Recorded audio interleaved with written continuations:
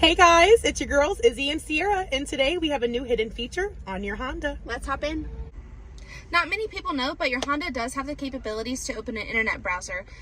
You do have to adjust that setting on your Honda, so if your screen looks like this, here's how to do that.